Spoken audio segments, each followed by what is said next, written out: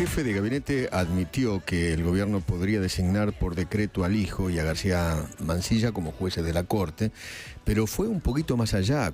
Conmigo, charlando en La Nación, me dijo que quizás hasta podría el presidente tomarle juramento a esos miembros de la Corte si es que Rosati, como presidente de la Corte, se niega a tomarle juramento. ¿Algún antecedente hay? El jefe de gabinete me habló de Perón, y hay un antecedente con Perón en los años 40.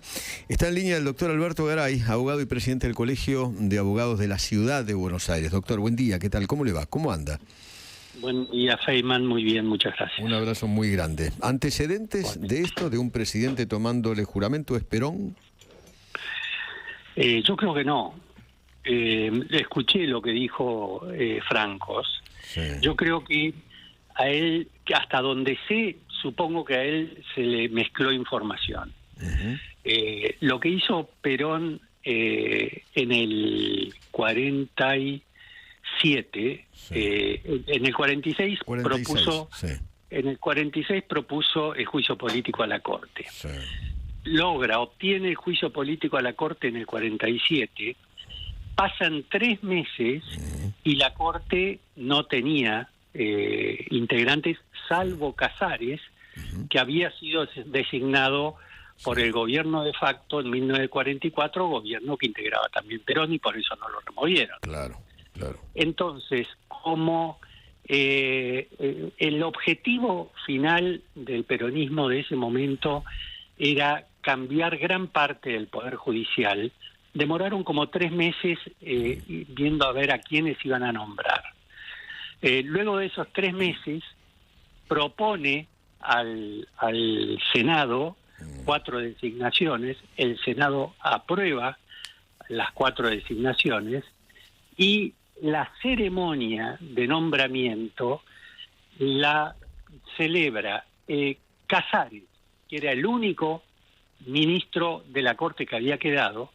Es él el que les toma juramento, pero Perón, su vicepresidente y otros legisladores del mismo partido estuvieron todos presentes en ese acto.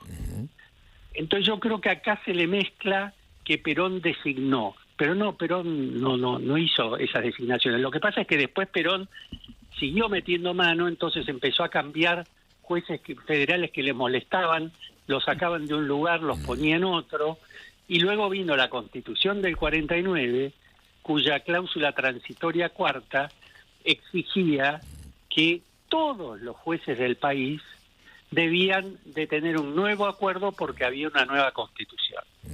Y esto sirvió para hacer una purga entre todos los jueces del país. Más de 70 jueces fueron dejados sin trabajo justamente por no pertenecer al partido gobernante. Pero hasta donde recuerdo, no lo hizo Perón. ¿No lo hizo Perón, que le toma juramento a jueces de la Corte en comisión? No. Hasta donde yo sé, no fue así. Doctor Garay, buen día. Soy Gabriel Iesi, gusto saludarlo. Perdón, Jessy. Sí. Puede ser que la confusión estribe también en que cuando se reforma la Constitución del 49, esa cláusula transitoria cuarta pone en comisión a todo el Poder Judicial a las resultas del acuerdo que le dé el Senado por la nueva Constitución. Pero no tengo antecedente del que refería Francos. Sí, disculpe. No, por favor, doctor.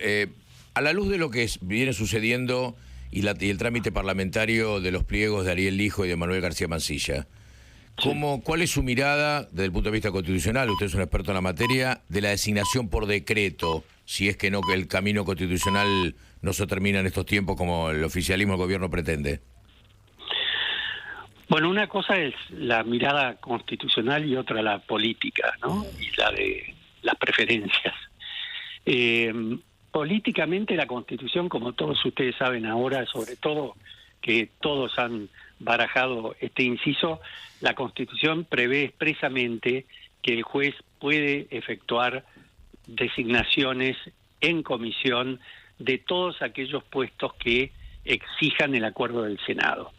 Algunos han dicho que como ese inciso dice empleos, pero no dice jueces, Claro. Entonces obviamente un juez no es un empleo.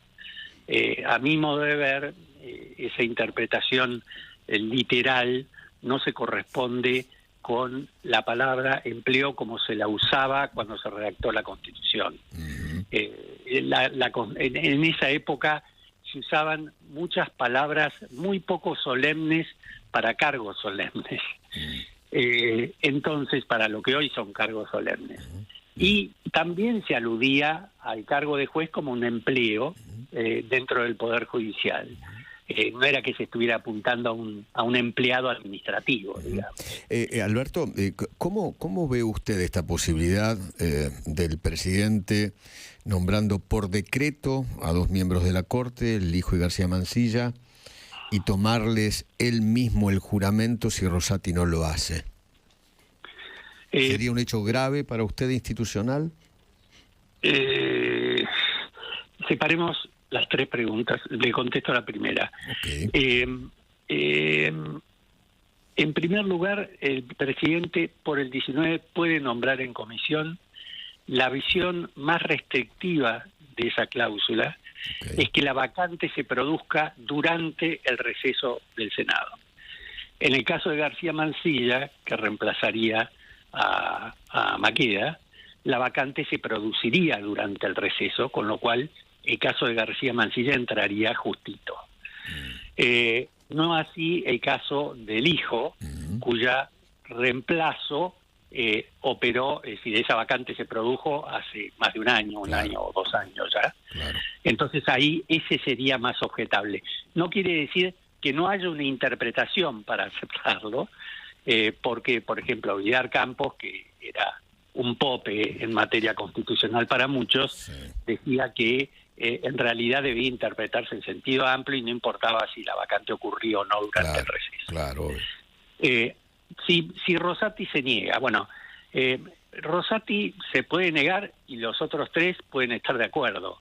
No es una decisión de Rosati la de si se va a tomar el juramento o no, sino que es la Corte la que debe decidir el día y la fecha en que toma el juramento. Está bien. De modo que la hipótesis que plantean en el gobierno me parece más, una medida de fuerzas, digamos, pero no me parece algo imaginable que la Corte se fuera a negar frontalmente a tomarles el juramento. ¿Qué pasaría si no les toma el juramento? Sí. Sería un problema. En la Constitución no está previsto qué pasaría, que esto es otra cosa que me interesa aclarar. Hay un vacío legal ahí. Claro, la Constitución está escrita en términos generales. Claro. Y prevé cierto tipo de incidencias, pero no prevé todas las incidencias que pueden ocurrir. Tal cual. Si ustedes se acuerdan y hacemos memoria, en el 2001, 2002, cuando se suceden 5 presidentes uno atrás de otro en una semana, yo me acuerdo que la Nata una vez me había preguntado, pero la Constitución no dice nada. Claro. Esto es un disparate todo eso. Claro. Imaginar todo esto realmente es pedirle demasiado a una generación. Claro. Con lo cual, si llegara a presentarse ese supuesto, se entraría en un problema grave, porque ¿cómo se sentarían esos 2 jueces nombrados por el presidente en la Corte al día siguiente? Es decir, ¿se sentarían? ¿Ellos estarían de acuerdo en eso? Sí. Yo creo que no se podría llegar a esa situación. Okay. Bueno, Alberto, le agradezco muchísimo. Gracias, doctor. Abrazo muy grande. Gracias a ustedes. Gracias. El doctor Alberto Garay es el presidente del Colegio de Abogados de la Ciudad de Buenos Aires. 8:05.